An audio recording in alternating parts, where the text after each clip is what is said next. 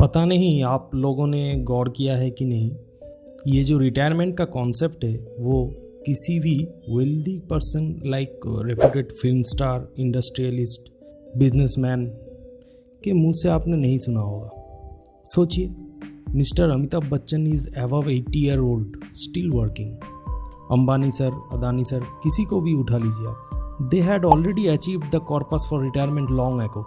इनकी कई पुश्तें खा सकती हैं विदाउट इवन वर्किंग। यार ये रिटायरमेंट तो हमारे जैसे सैलरीड पीपल है जिनका दम घुट रहा है अपने काम में और वो किसी भी तरह इससे मुक्ति चाहते हैं। डरता हूँ ज़िंदगी भर काम ना करना पड़ जाए और फिर बुढ़ापे में भी परेशानी झेलना पड़ जाए।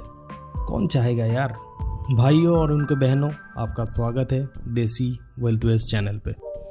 आज का टॉपिक है रिटायरमेंट प्लानिंग, जिसको मैंने 3 पार्ट में डिवाइड किया है। फर्स्ट इज़ क्यों करना है, सेकंड इज़ कितना पैसा चाहिए और कैसे उस पैसे को अचीव कर सके। वीडियो के लास्ट में एक बहुत इंटरेस्टिंग ऑल्टरनेटिव अप्रोच बताऊंगा, तो जुड़े रहिए एंड तक। So the first question is why we need to plan retirement. अब कुछ लोग कहेंगे ज़िंदगी का कोई भरोसा नहीं, आज इस पल को जी लेते हैं।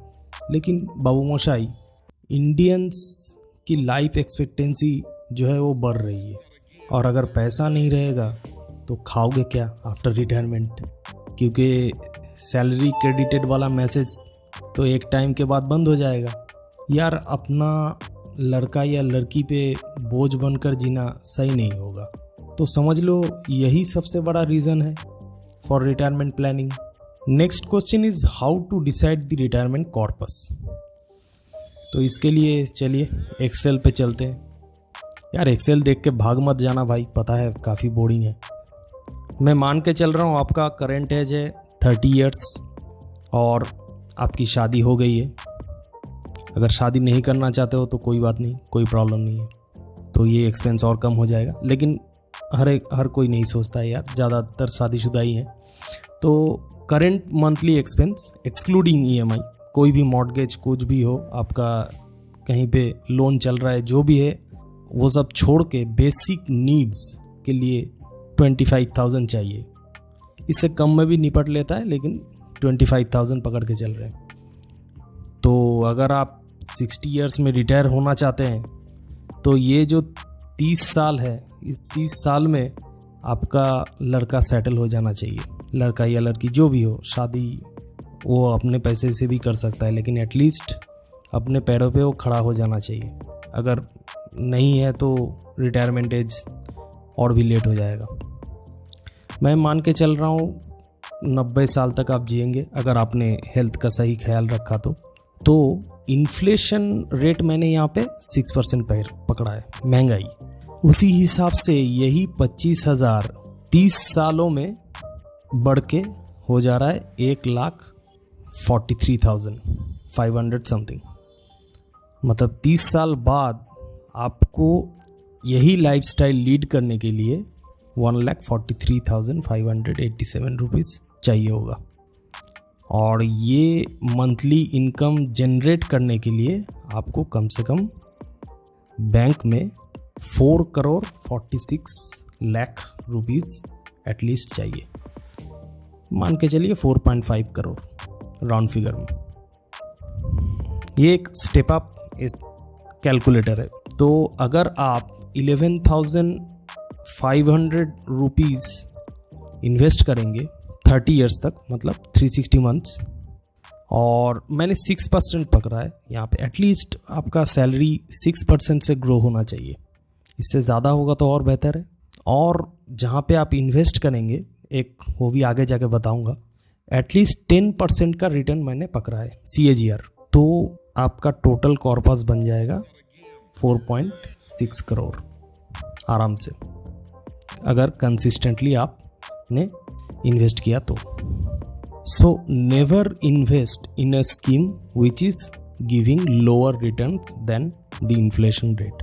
ये आपको बिल्कुल ख्याल रखना है, खास करके FD वगैरह बहुत कम रिटर्न दे रहे हैं। So now you know how much money you require in what time. अब क्वेश्चन है कहाँ पे इन्वेस्ट करें कि ये गोल अचीव हो, आइए देखते हैं। यहाँ पे मोस्ट इम्पॉर्टेंट फैक्टर है टाइम। आप जितना जल्दी स्टार्ट करेंगे इन्वेस्टिंग, उतना ही कम पैसे में आप बड़ा अमाउंट क्रिएट कर सकते हैं with the power of compounding. Let us explore some investment options. 3 category में मैंने डिवाइड किया है। एक है रिस्क फ्री, दूसरा moderately risky and highly risky. Risk free में EPF एंड PPF ये दोनों आते हैं। लगभग आपको 7.5% का रिटर्न मिलेगा। EPF तो आपका एम्प्लॉयमेंट में ही कवर हो जाएगा, PPF आपको खुद से करना पड़ेगा।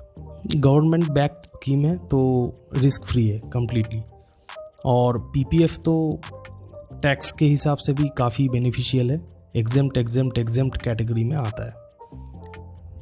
अब बात करते हैं मॉडरेट रिस्क की। NPS and ULIP, national pension system and unit linked insurance plan.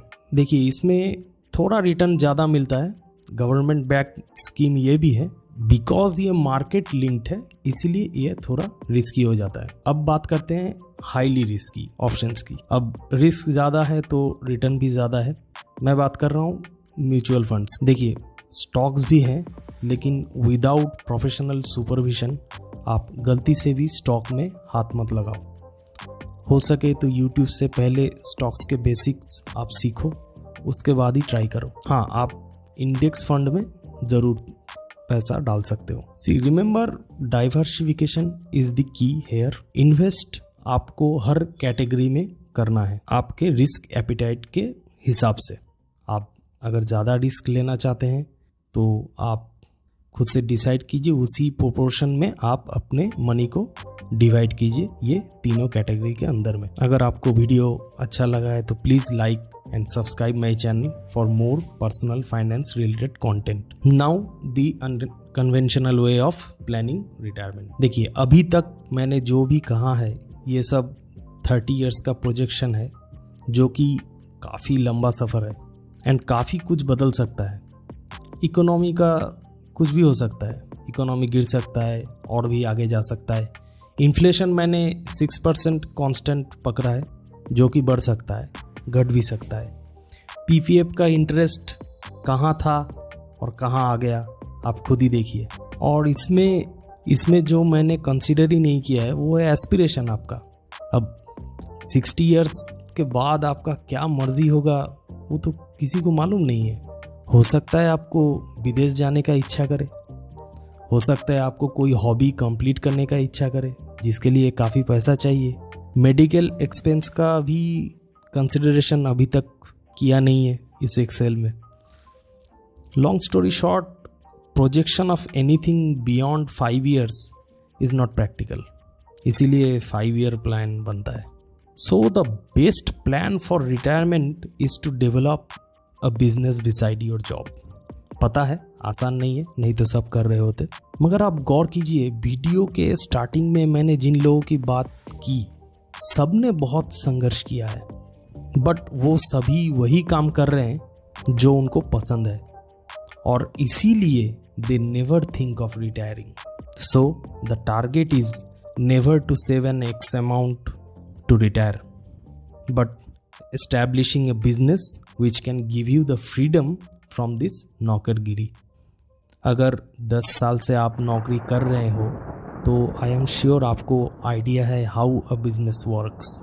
जो ज़रूरत है वो है पूंजी की एंड मेंटरशिप की, और दोनों मिल सकता है अगर आप रिस्क लेने के लिए तैयार हो तो। अब हो सकता है कुछ नहीं हुआ, बिजनेस में लॉस हो जाए, एब्सोल्युटली पॉसिबल। कोई बात नहीं यार, कन्वेंशनल वे ऑलरेडी मैंने आपको बोल दिया है, उस कन्वेंशनल वे पे आप रिटायर हो सकते हैं। लेकिन दोस्त ट्राई ज़रूर करना इस रैट रेस से निकलने का। Thank you for your time.